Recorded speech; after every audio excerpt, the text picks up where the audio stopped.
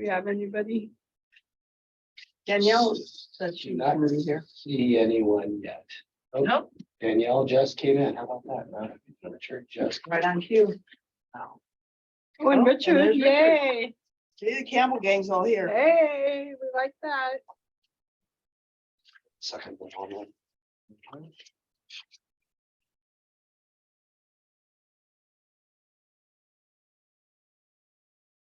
All right. Can you do the screen where Yes. everybody shows up? Yeah, we're here. Why is it not showing us? There we go. Hi, Richard. Good afternoon. Can you hear us okay? Danielle, we see you. Can you hear us okay as well? Yes, I can. All right, thanks for joining us. We're all set. Okay, I guess I'm the chair because I'm the most senior. So I'd like to get our meeting started here. It's our education subcommittee, and we have a new council member. So I want to have everybody go around the room, and we have Elliot Scazola. Did I say it right? That works. Okay. Oh, Introduce us all. hi there. You go around, Yes. we'll introduce everybody. Elliot Scozola, the new council member. Anything else? Any questions? Life history, bio. Right, yeah, I don't know how extensively. That's fine. Okay, and then online we have, Go ahead, Richard. My name's Richard Nguyen. I'm a trustee for the Campbell Union School District. And Danielle Cohen, also trustee for Campbell Union School District. right, wonderful. So do we have anybody from the public speaking or here on the meeting? I don't see anybody. No, okay, so this is our new year. We wanted to either close out or follow up on the Wi-Fi accessibility.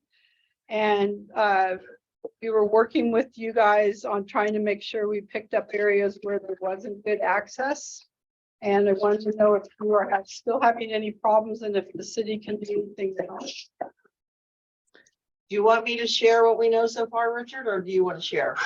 Well, I can share a little bit, and why don't I do my part? And then if you want to share the part with what we know from Trevor and other things that you've been doing. But I did speak with staff members of Assemblymember Mark Berman's staff, and they mentioned to me that there's a new, I guess it's the, let's see, affordable connectivity program through the FCC, which essentially subsidizes internet bills for low-income households, which includes Section 8 housing vouchers.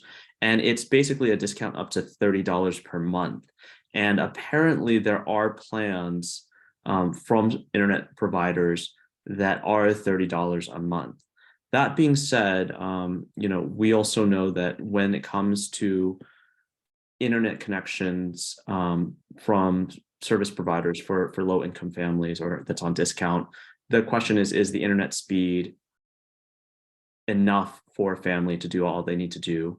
The second is, especially in our communities that don't trust maybe third parties or companies because of their documentation status, they may be reluctant to share their information to an internet provider as opposed to maybe the trust that they have with a school. And so while it's helpful to have the financing to have these programs, there are still challenges that I think that are there for families with the digital divide. Shelley, do you want to add anything?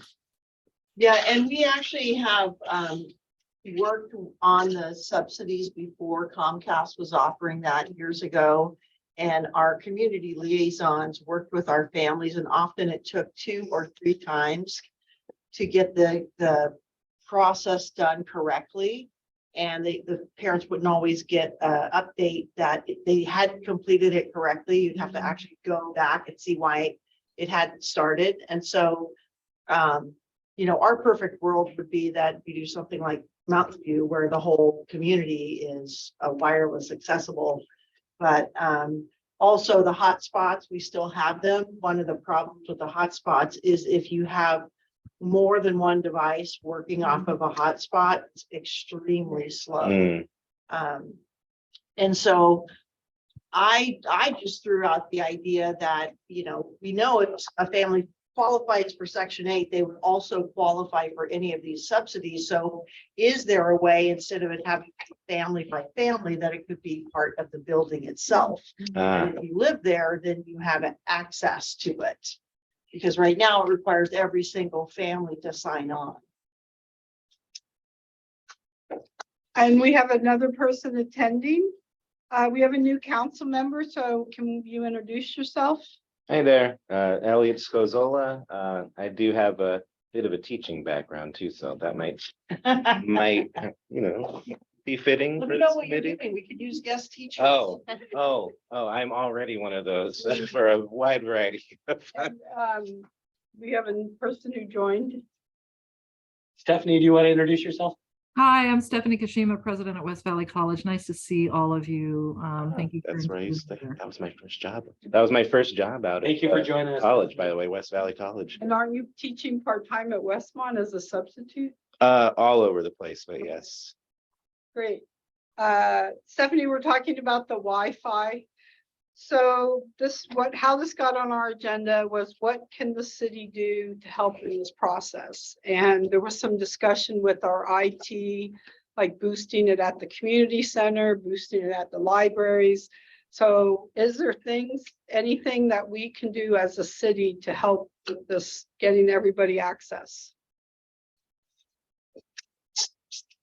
Well, Sounds- can I just jump in and say, I think it's also helpful to identify sites. It's not the ideal solution. Obviously, you want people to be able to be in their home and to access, but the secondary is, if I can't get access at home, where else can I get it?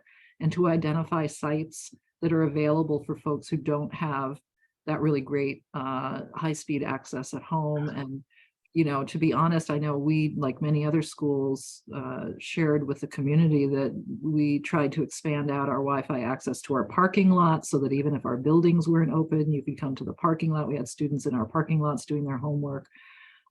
So, West Valley, we have upgraded our Wi-Fi in the last couple of years so that we certainly could serve as a place for people to come to get Wi-Fi access. We have students who download movies on a daily basis. They're watching on our Wi-Fi while they're in class sometimes. And so we recognize that that's a reality for us. So we've got a pretty broad access, but I understand that your goal is really to get students access in their own home. So just wanted to throw that in though. So is there, Brian, do we have a city map or something that we can show where identify these sites? Well, it sounds like the sites are being accommodated now, if I'm understanding the update I'm receiving from Cecil in his conversations with Trevor. It's now turning more into a conversation about how that cost gets funded. And it sounds like there's some federal money that's supposed to be subsidizing these families, but it's on a family by family basis instead of a by project basis. And is there a way we can be more efficient through legislation or working with our federal or state legislators to get that money to funnel directly to the Section 8 housing units versus individual families going and applying to it? Because if we could apply it to an area, Section 8 housing project, then that whole project would qualify and would keep it up regardless of who's living there. Right, and if there's a change in tenants, then it maybe is a one-day switchover versus now someone's Yeah. starting the entire process all over. Because they're already being qualified for that housing, which probably means they meet those financial requirements. I don't know the answer to that, but when I got an update from our IT person, it sounded like that was the new push, is try to work with legislature, either the federal or state or both, to somehow get that money funneled more efficiently. Mhm. Do you have And the if amount? there is some, go ahead. Sorry, is there an amount already attached to the project? No, not a dollar amount. I was told that the federal subsidy is equivalent of $30 per student per month. I think that was coming from Trevor. Yeah, so I from think your that's office. I think that's the $30 discount for each household through the affordable connectivity program. But I guess if you're trying to do something a little bit different, instead of doing it per family, but doing it setting up a wireless router for the building, so to speak, Sure. that might be a separate cost, so to speak. Like, how much would that be to set that Well, up? and it may be, and I don't know the answer to that, but in my mind, you probably trade one for the other. We're not going per student per month. we're looking at, you know, there are 30 students in this facility or 40 students, Sure. what could we get instead of doing it one by one? Get a comprehensive, maybe that's a new financial package. I don't know. I think Um, that's actually worthy to look into because, yeah, from my understanding, it's either household by household. And then I think what Dr. Veramontes was talking about is trying to do on the building, not necessarily Yeah. by household. And so if that's the case, that's a different calculation. And I don't know if that would qualify for the $30 discount. It may not, but it would make sense to target that area, whether it's those funds or separate funds that would do something similar. I mean, they wouldn't be paying twice, Right. right? Well, and that's why I wrote myself a note. How much does it cost? So we get a $30 per student discount, but what's the total cost? Yeah. And then I'm also thinking, I know our priority is students, but you also have adults who maybe can't access job employment opportunities and everything that they need to do if they don't have internet access. So it seems like it shouldn't just be per student. I would agree.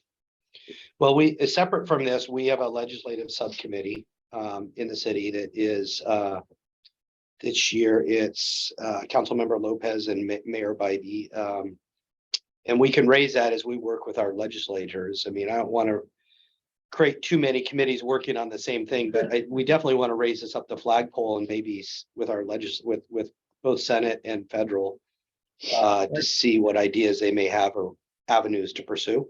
So I think when it comes to legislation, the session for them to kind of decide what bills that they want to sponsor and introduce, I think has either closing or has closed. it is the end of February. Oh, it's at the end of for the February. state. Yeah. So then I think the other thing to pursue is, I mean, and we tried to do this, I think last year, and I know the city of Campbell's done it in the past, is doing a budget letter request. And not necessarily having legislation that's forcing any creation, but just saying this is the project, this is how we would implement it, we just need the money to do it. So those budget requests end up being trailer bills. Right. When we get those, so they will get attached to some department and there will be legislation that enables that to be done. So Sure. we'll still have to figure out what the mechanics are, but that might be an avenue worth pursuing. Oh, you said, I just said, and there will be a plan required to go with that trailer bill, to go with that money. a diagram plan. Yeah, generally speaking, those work by getting the governor's office support or legislator support, and they pigeonhole some money. And then they figure out what department in the state's best to allocate that budget to. And they sort of, that department then has to justify it and come up with a expenditure plan to meet that requirement. So we'll reach out to our state legislator, both of them, and speak to them about some ideas that they have to see if we can accelerate that. Perfect. And then I'd be glad to report back. I don't really want to wait 2 months to report back to this group. So we'll reach out and then I'll update this group just via email where we are if we need to do some side work. I think I have all your contacts from the agenda. Without violating the Brown Act and building a consensus, I can update everyone where we are. And if we need to have individual conversations, Shelley. it'd Yeah, probably that'd be appropriate great. for you and I to probably kind of vet through some of that a little bit.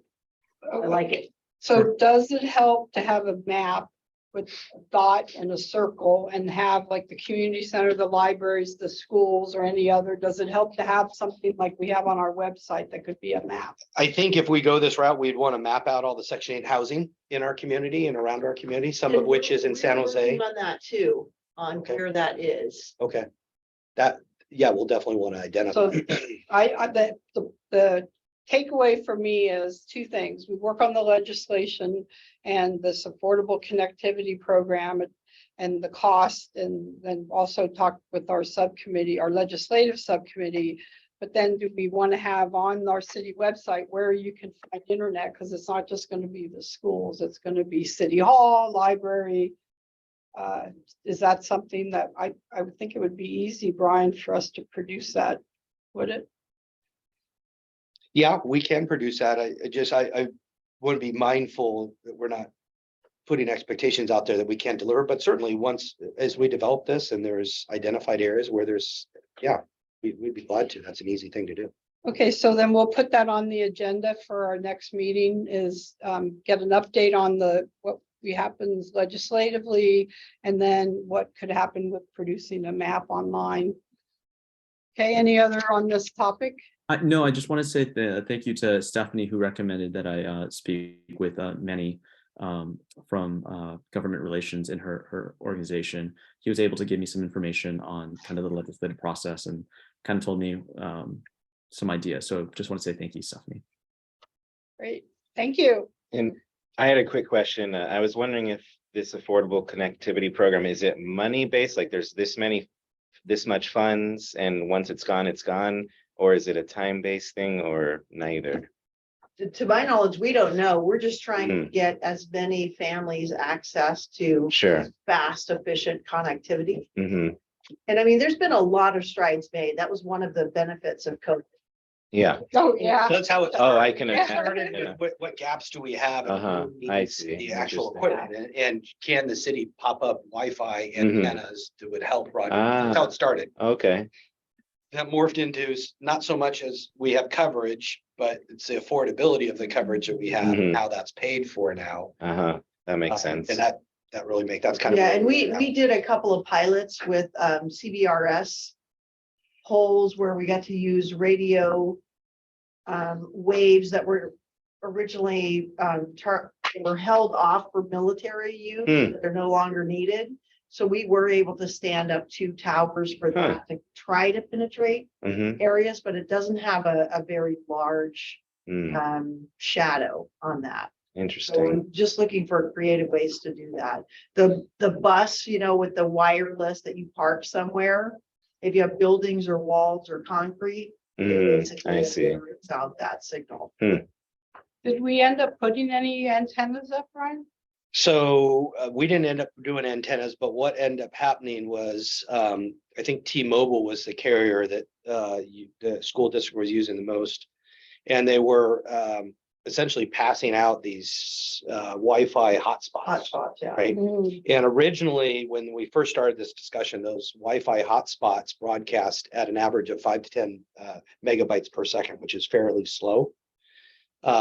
Now those hotspots have increased to 850 megabytes per second. So the speed is increased, meaning you don't need as many of those in the same area to broadcast. So I think from what I understand from Trevor, there's enough devices now, enough of those Wi-Fi hotspots to distribute. But there's an expense to that. So how do we spend that? So we've solved the connection problem. We solved the speed problem. We need to solve the how it gets paid problem now. I think if I understand. Yes. From. And we're looking at many different angles. We just think we have some ideas, but we like to put ourselves in a room with smarter people and get better ideas. So we'll vet through that a little bit, see if we can't at least explore what avenues of probably at least resistance we can pursue, and then we'll report back. That sounds great. Great. Any other top discussion on this topic? It's been going on for a while. Okay, potential legislative affecting agencies update. Is that you, Brian? Yeah, this was just a brainstorm. As I mentioned, our legislative committee is kicking off. So usually by the end of February, all the state bills that are going to be sponsored are official. And we'll start having a pretty good idea from our League of California Cities of which ones are going to be affecting cities as we analyze that. But it was just an opportunity. There may or may not be some, but I thought I'd want to hear from the schools if there's anything that you're watching potential coming down the pike in legislation or anything we should be pushing on as we do our legislative work as well. Actually, I mean, I'm sure we're all following the governor's budget, right? Yeah. So it was better news than we expected from the January budget meeting from the governor. One of the things that was getting some attention was the fact that there was this discretionary art music block grant, which districts, it was one-time money for 5 years that could be used for anything, including paying down retirement expenses. We as a district said, no, we're going to stay with the spirit of what it was intended and increase art and music. But the discretionary was the key word there. Well, when Prop 28 passed, which meant legislation was going to add more money into the budget for art and music. Then what the governor decided to do is he's proposing holding back 35% of those funds that were the block grant that had the discretionary. And the new Prop 28 is very prescriptive about how money can be used. Thankfully for us, it's not a big problem because we used it the way it was intended. But for districts that thought they were going to use it to pay down other liabilities, it does create a problem for them. So that's getting some attention. Also, there's some desire to move away from ADA funded to actual enrollment funded. That hasn't been getting very much traction, but the point of that is you hire a teacher for 24 students. If there's only 20 students present, the teacher still does the same amount of work. The teacher still has the same salary level. And we're currently community funded, so the ADA based funding doesn't have as much of an impact to us as it would a district that's funded by just by attendance. So that's one of the things that legislators are hearing from some superintendents, especially because most of California is in declining enrollment. So we're not- Use ADA, you're talking about accessibility. Oh, I'm sorry. I'm The sorry, ADA is because in wheelchair. education, average daily attendance. Okay. So, you know, like, let's just say for Different. planning purposes or to ease, the district gets $15,000 per student, right, for your allocation. But then that is if the student attends 90% of the time, then it's 15,000 times 90%, and that's the amount you actually get. So you only get the funds if the student is in their seat. Where it really hit districts was during COVID with the, please keep your child home if they have symptoms, the quarantining, and so that had a big impact to attendance. So Campbell, Clarified what ADA was. Like, don't you guys already have? Don't you already have wheelchairs? so Campbell is or is not average daily attendance? We currently are not. We're what's called community funded or Okay, formerly known as basic aid. So if your property tax revenues are more than your LCFF funding, you get to keep the higher of those two levels. We're just barely in basic aid. So meaning if property tax revenues go down, we flip back to ADA. okay. So you get better deal from the property taxes than you do. We like the property. Gotcha. tax Just make sure I understood. Yes, Yeah. okay. It would seem like that's the deal you Yeah. want. And those are budget issues. Those aren't necessarily legislative issues. No, but Issues that will come out of this. yeah, the last 4 or 5 years, we've almost gotten whiplash from some of the trailer budgets that come attached with the budget. Yeah, so so they create this funding or they take away funding and then suddenly after the fact, there's a trailer bill, so you don't really know what's coming. Right, and that's what we've tried to explain to our community. So you get the governor's budget in January, and then there's all this haggling that happens now, and then you get the May revise, but really it's not the May revise, it's all of that discussion that goes on. And then in July is when you actually kind of determine, okay, and this is what's required. And as you guys may have also experienced, all of that one-time money also came with an additional plan. Yeah. Some people started saying we went from a pandemic to a plandemic. Yeah. Because every single one of those pots of money has a plan. Yeah. Okay, any other updates? Anything? Okay. So now we want to talk about what we're going to be doing this year and possible topics and work plans for this committee to work on. And I personally cannot commit any money for the city, but what we did last year when the whole Wi-Fi came up is what contribution could the city potentially put into this, whether it be pay for antennas or whatever, but there was a discussion. And we did take that to the council's priority strategic planning session to then decide, like we got the ARPA money, could we help? Could we pitch in any money? So I can't commit to any guaranteed money, but if there are topics that you want us, Elliot and I, to bring up at our strategic planning, that we're going to have here, in 2 weeks, Brian, two weeks, or if there's any other things that whether it's non-money or not, but if there are other things or work plans that we would like to address this year. Yeah, as we put these topics together for the year too, we want to make sure these meetings are meaningful to you. And how we work together. So if there's ideas for agenda items for the year that will help us. Make sure you're getting your issues raised and then it's efficient use of your time to be here as well. I I'd see look- Danielle. Yeah, and Richard unmuted too, so that means we're both here. I just wanted to ensure, I know that you are kind of finalizing and narrowing in on some of your housing, for the process of determining your housing, the high density housing. We talked a little bit about potentially along Bascom, and a lot of those areas are within our school boundaries. So just as a, not really as a project per se, but as a awareness, is like as those things get finalized, to make sure just that we're aware, so that any planning that we might need on our end for additional students, et cetera, doesn't get too far down the road. Do we present this, Brian, do we present our housing to the schools once we get it adopted? Are we presenting it to them as we're moving along? We could do both. We could certainly add a topic on the next agenda to kind of walk through, and I could have Rob attend this meeting. That's what I'm thinking. Would that Yeah. be helpful? That would be very Okay. helpful. So we'll bring because by then we should have either final or adopted housing element from the state that it gets adopted. So that would be great. We can have him come, our planning director, community development director, and then talk about the impacts that housing could have on the schools. Great. Richard? Thank you so much. So I think one of the things when I first joined, we had talked about mental health, and I was so appreciative that the city had classes and programs for parents and how they could support their children. And I know that was done through, I believe, the libraries.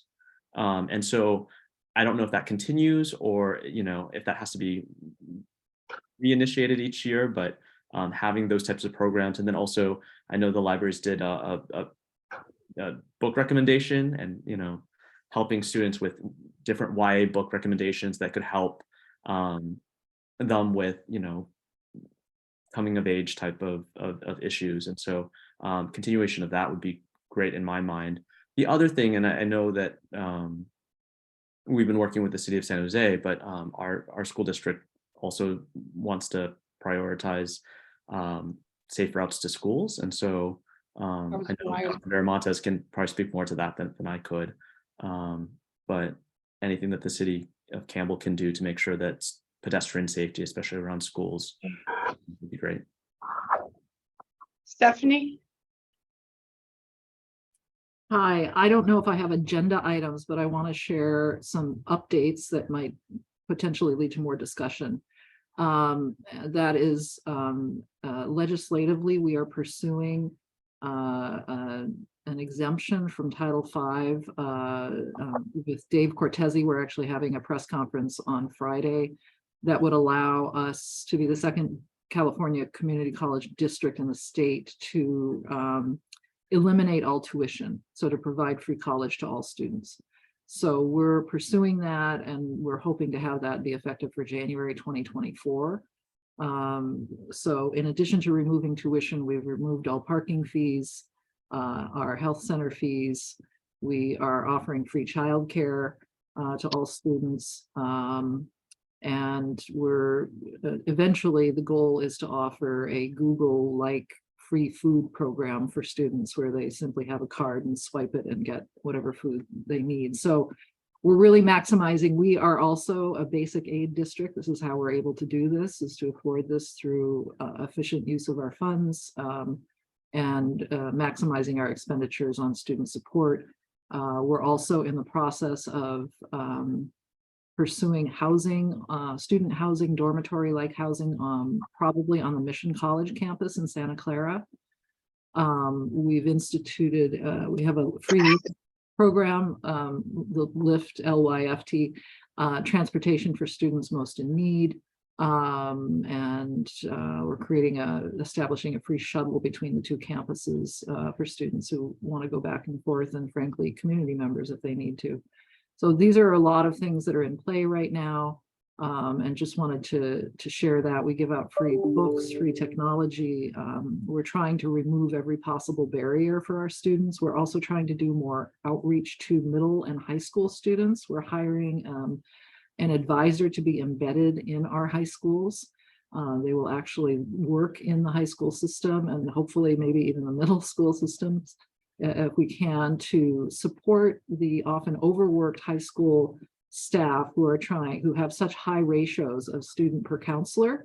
And we've met with Robert Bravo. I see he's not here, but we've met with him and asked him, would you be willing to allow us to have an advisor embedded in your system? And he said, bring it on. We love it. We'll have an office. We'll embrace them into our family and so forth. So lots of great things going on at the college and in the district. And so just wanted to share that with all of you. One of your new council members, Dan Furtado, is one of our benefactors at the college. And so we have a really great relationship with him. And so we just continue to appreciate Campbell as our partner, as our birthplace. We started in Campbell, West Valley did. Want to continue to offer whatever resources we can to Campbell community, to students living in the community, to parents, to families. So, please continue to consider us a resource for whatever needs you may have. Great. And how about around the table here, Lauren, you have any topics?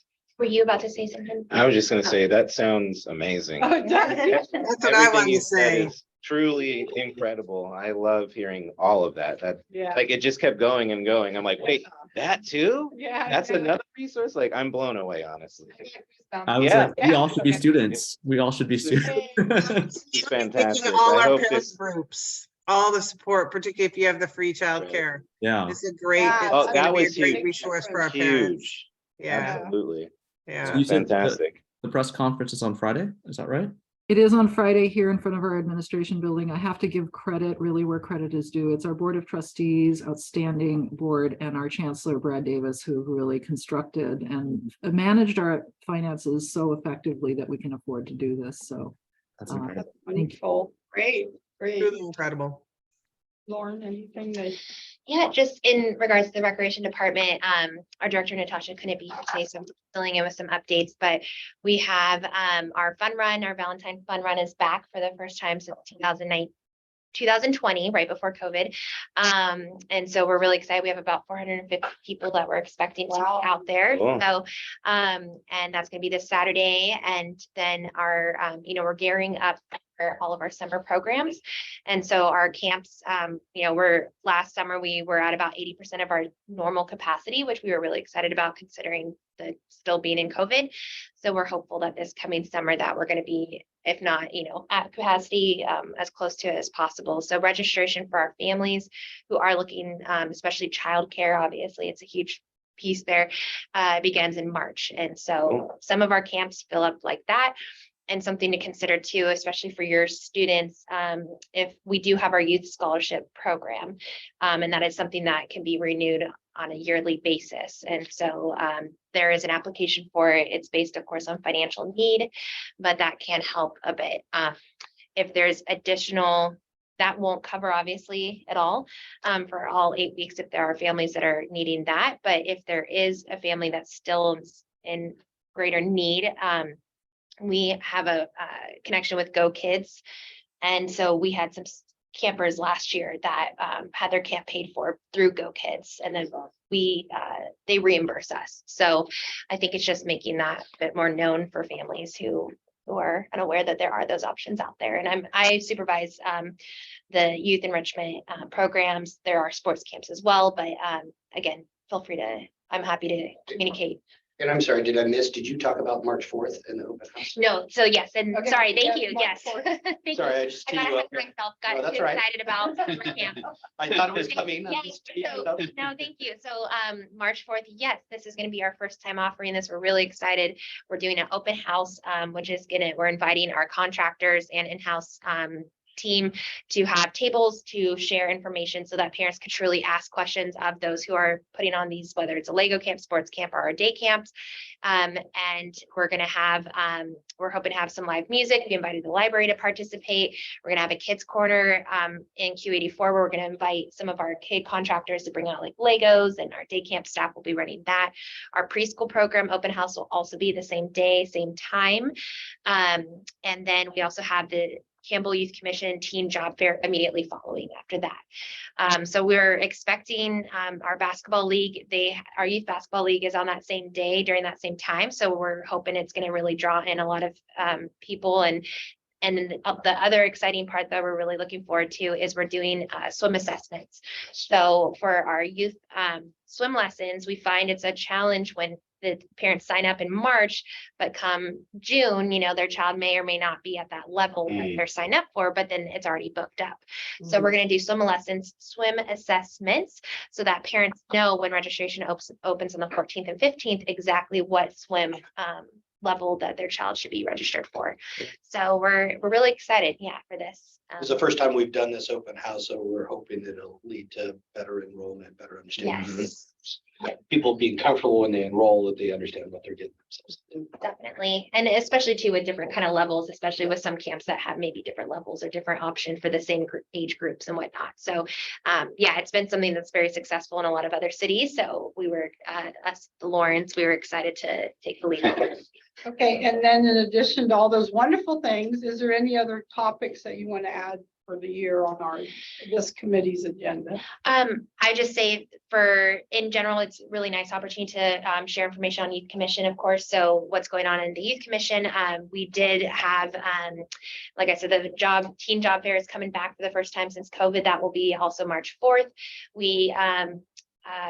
They are working on creating a safe space opportunity. At first, I think piloted with the library wanting to maybe be involved in that, and then there were some changes, but an opportunity for teens to gather, starting it off with a pilot program and then looking at how that can potentially in the next term be a regular, whether it's a once a month thing or bi-weekly opportunity.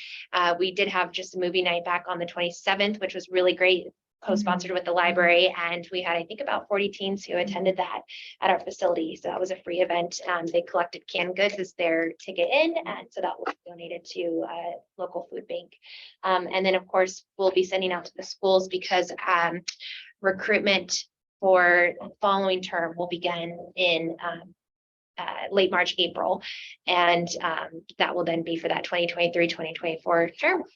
But is there, okay, Yeah. again, thank you, but Sorry. is there topics like we have housing, mental health, and safe route to schools right now?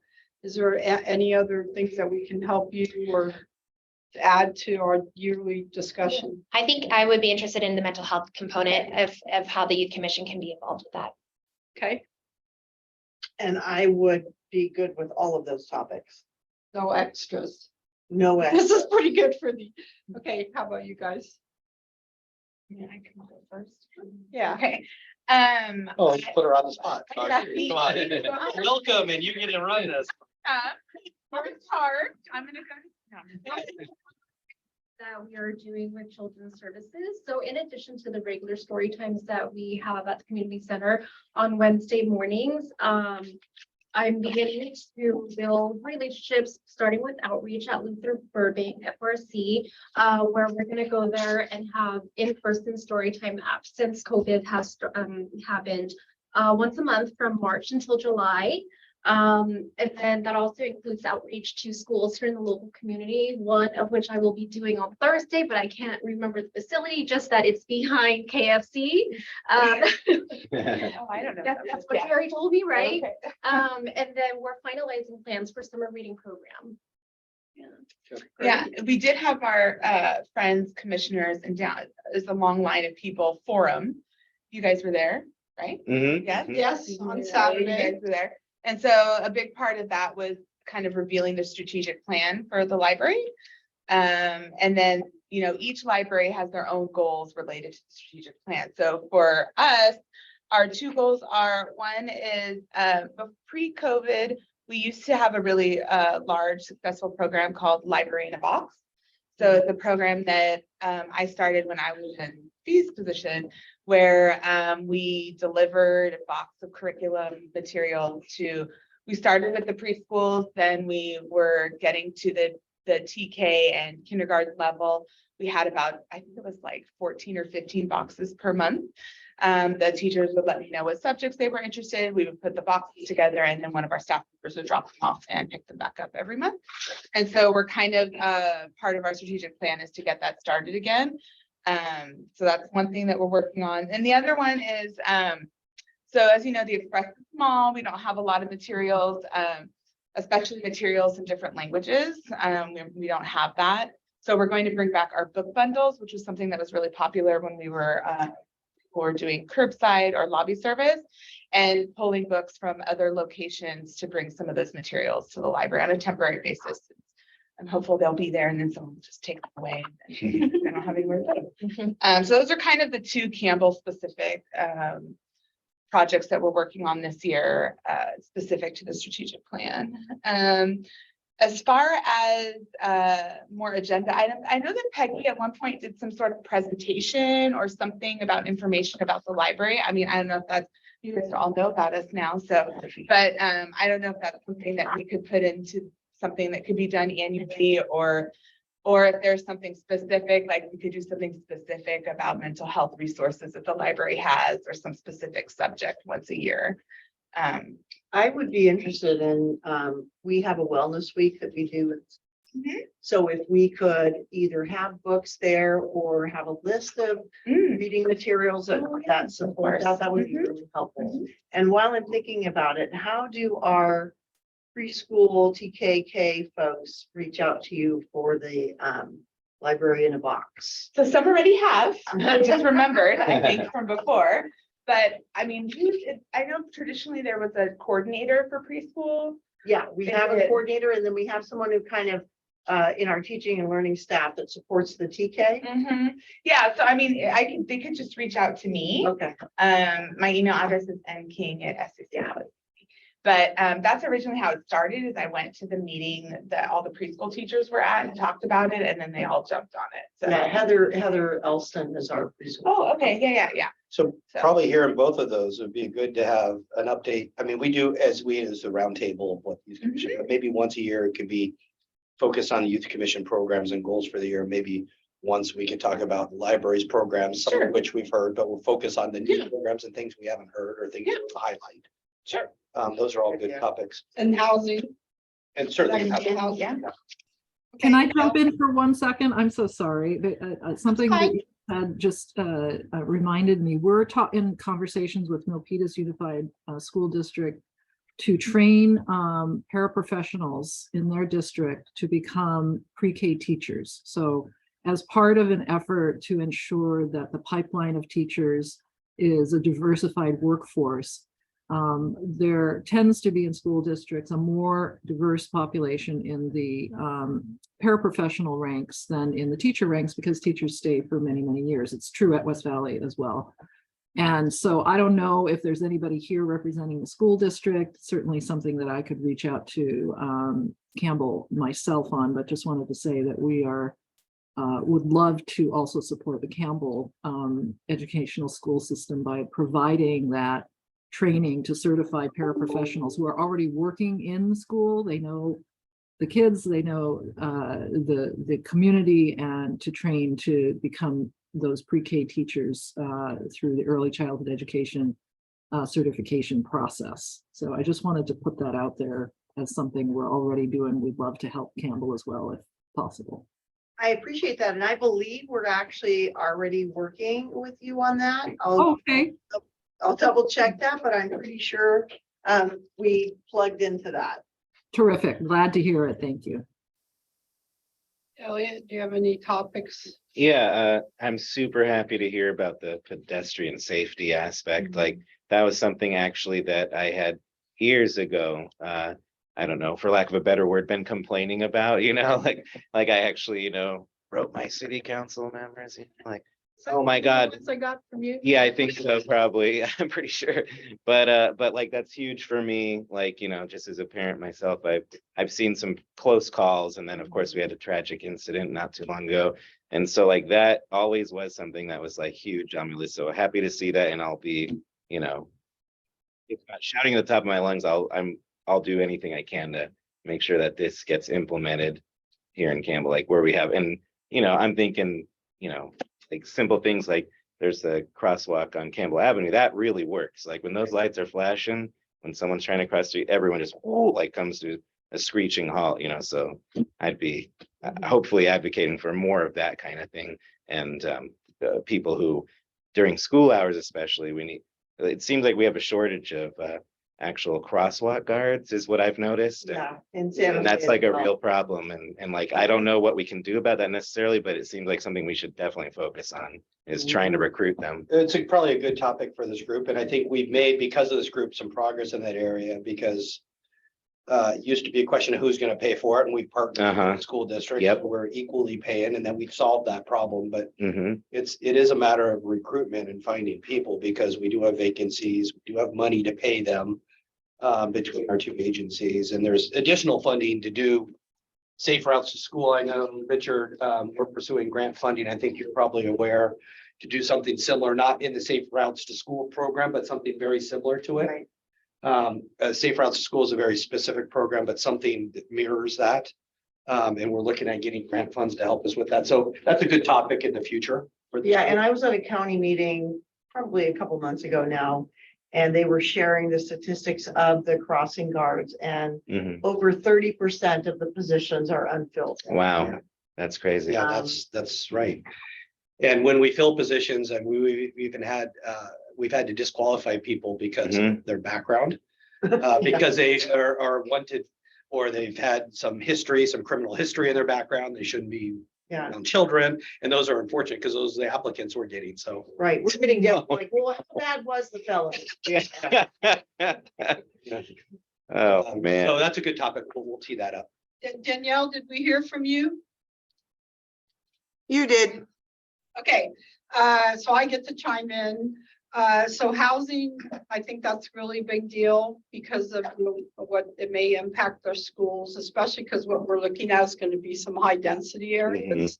And then mental health, that's been a topic that I am passionate about. I think that it would be good to have the youth commission maybe come to one of our meetings, because the youth commission was holding some mental health issues or topics, and then you guys did some mental health things. And the safe route to schools, that actually was going to be my other thing I was going to add, so I'm glad that came up. And I know we did fund some crossing guards through PD. We did add money to the budget, and if it's availability of people, that's one thing, but that's something we can look at, kind of how many crossing guards would our contribution actually pay for. Okay, so that's three big topics for a year. We meet every other month, right? We meet every other month. Okay, we have 7 minutes left for the good of the order here. No, this was by sure happenstance stamp. Or whatever that saying is. Yes. I was flipping through the channels on TV last night, and I happened to catch this show Quantum Leap. Oh, Wait, the old Did one you or watch the it? new No, one? did you? You're all. I never watched it. I watched it. It's interesting. Ziggy. It's the whole topic is around a trans person in basketball. And it was very on point, and they had protesters in the audience with signs. I mean, it was very realistic. I only caught like the last 15 minutes of it, but it was, I mean, kind of randomly going through TV to find this and it was very on point, very like the team, how this team felt, how the community felt, and I thought it was great. So just FYI, I thought that was interesting. And I know our library is adding a third bathroom. And the library, yeah, I made a point about that. Yeah. So we've added a downstairs. We have a unisex or gender neutral bathroom in there. So just FYI. Okay, great. So we're gonna actually get finished early here. I think we covered everything. Any other business? Good. Okay, so we'll follow up on these. I'll give Diana our topics for the year to have for our agenda. And then we'll follow up with our legislative subcommittee. And we'll bring about maybe next meeting, the housing, and then the plan. Mhm. And then the next meeting, we can talk some about the mental health, but then maybe the following meeting, have the youth commission come and with the library and the parks, talk about what we can do for that. And then following that, the safe routes to school. We have a list, don't we, Brian, of the projects that we need to finish or we have finished? And so that's There's, something. there's actually several. The one over by Forest Hill was a pretty involved program, and that's all finished. That was all the sidewalks we put in. The sidewalks and the crossing Yeah. area, speed bumps, Was it on Virginia also? Didn't we do something on Virginia? probably. I don't remember that one. We did a while ago, yeah. What's the status of the speed bumps on, is it Eden Avenue? There was some talk about, or that's San Jose, never mind. Yes, that is. That's San Jose, I just realized that. Okay, thank you all for Yeah. attending. Oh, one report back, and maybe Stephanie or Danielle might know the answer to this. When we had our last meeting, the 3 girls from Westmont came and spoke about the menstrual equity, and apparently they went to the county education. Yeah, meeting. I got them hooked up with Santa Clara County School Boards Association, and I think they either presented it this past January or they'll be on the agenda for February. And so that's the organization that covers all the Santa Clara County school boards, and every school board has a rep. Not always in attendance, but it's a fairly well attended, particularly now that it's a hybrid meeting. And so they were invited to present there as well. So that will get them connected with other school districts across the county. So yeah, I got that introduction done. And I think the meeting was last week, or Yeah, I think it was the it was 25th. in January. Yeah, I think they spoke on the meeting on the Wednesday, the 25th, I believe so, yeah. And you don't know what the outcome of that was or anything? I don't, I can follow up with Bridget. I was unable to attend, we had a meeting ourselves, so, but I can see, Yeah. but yeah. Well, and I'd like to add was that that meeting was so educational to me because although I had been pushing on this topic for about 5 years and not making a lot of gains with our facilities department, because they highlighted to me that there was actually state law and shared with me, I was then able to take that to our facilities department and say, we actually are legally obligated to post the locations of all free menstrual products. Where are we on this? Let's get this posted. Let's make sure we know where. So it helped to accelerate the program at our campus. So I'm really grateful for their incredible. I mean, They were that's- impressive. They were They were impressive. so impressive. So proud of Yeah. them. What a way to highlight the Campbell educational system by having these 3 young women represent, you know, the result of it. So it was terrific. I thank you for that.